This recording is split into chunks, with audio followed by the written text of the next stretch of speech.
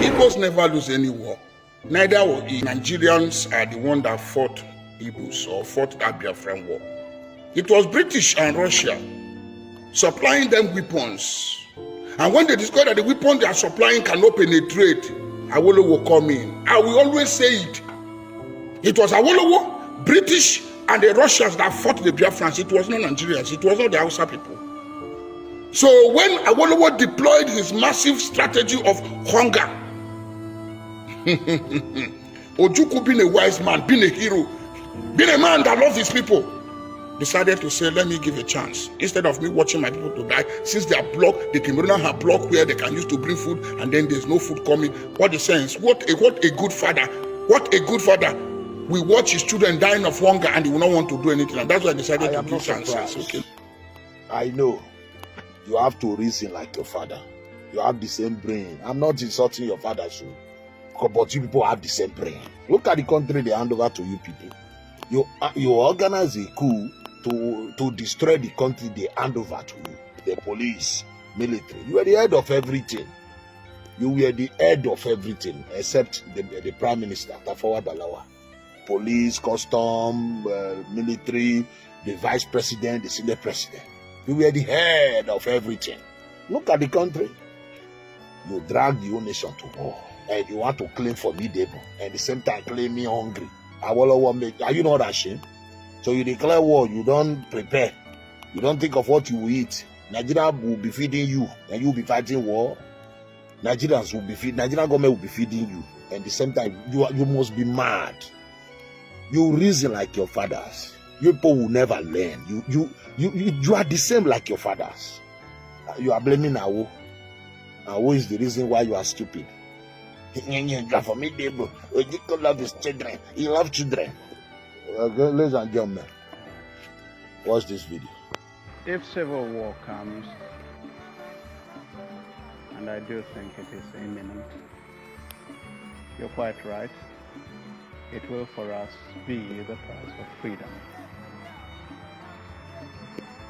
Our people here have for a long time been prepared for this eventuality, and I am confident of their readiness.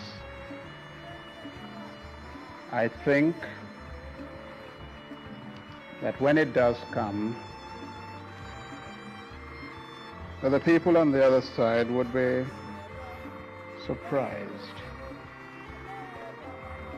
as to what they're going to get. And I'm confident that it will not last long.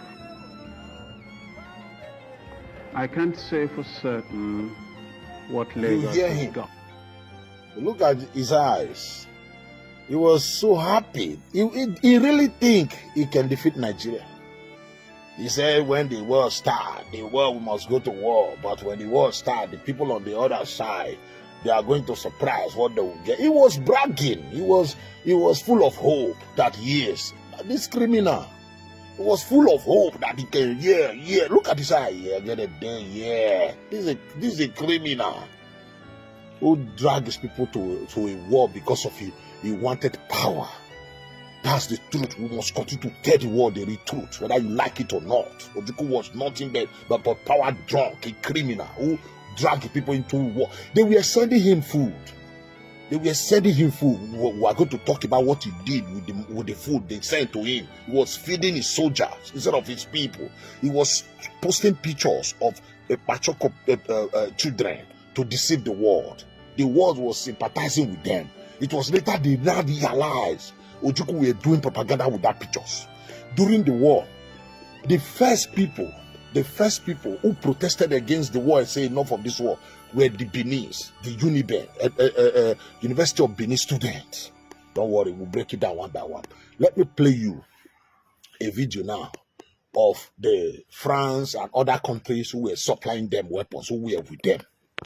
The Nigerians had failed to realize was that the Biafran state had secured the support of a foreign benefactor of its own.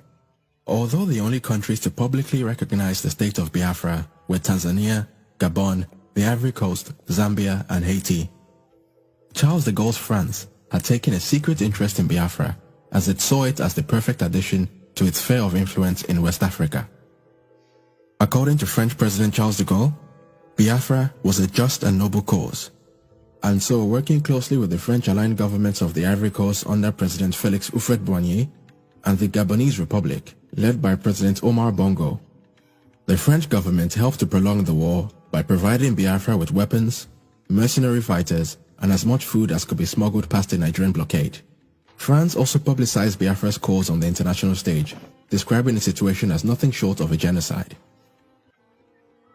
The eventual discovery of France's involvement in the war would lead to protests on the streets of Lagos, with many accusing the French government of being the real reason why the war had continued, despite the fact that the Biafran forces had very little chance of overcoming the Nigerian military.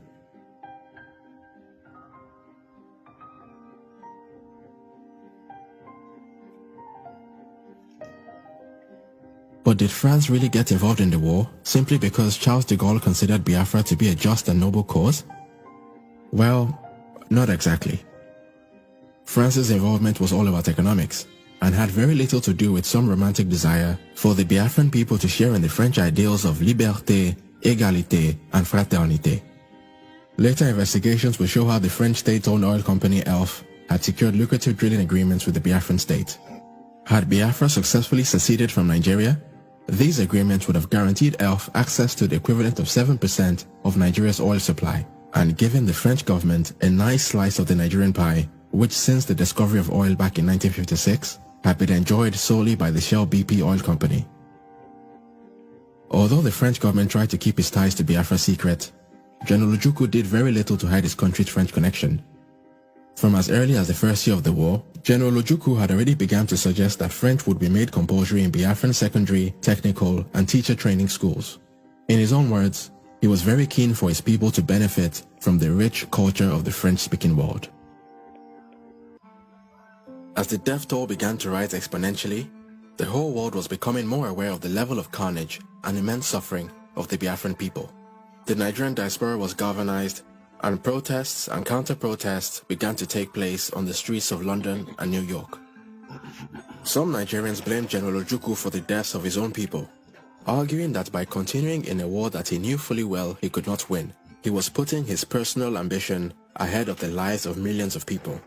But for many in the Biafran diaspora, the economic blockade was nothing short of a vicious genocide aimed at exterminating the Igbo people once and for all. You see, the country that were, supporting them, France and all other countries in Africa, supplying them weapons and food. Tell me what Ojukwu were doing with the food they were sending to him. Ijele keep making videos talking about the food Nigeria were sending them. Ojukwu prevented the food. He said they want to poison our people. And meanwhile, he was selling the food. We were selling the food to his soldiers and left these kids, these women to be suffering. Show me one video where the soldiers look like Machoko.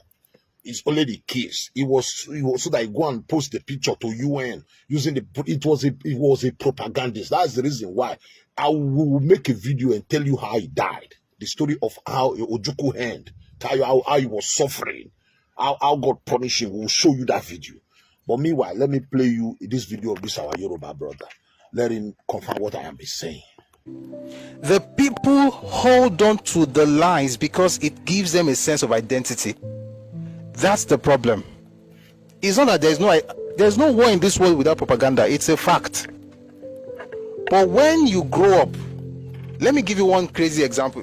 When you grow up and you discover, let me give you an example. I'll give you two examples.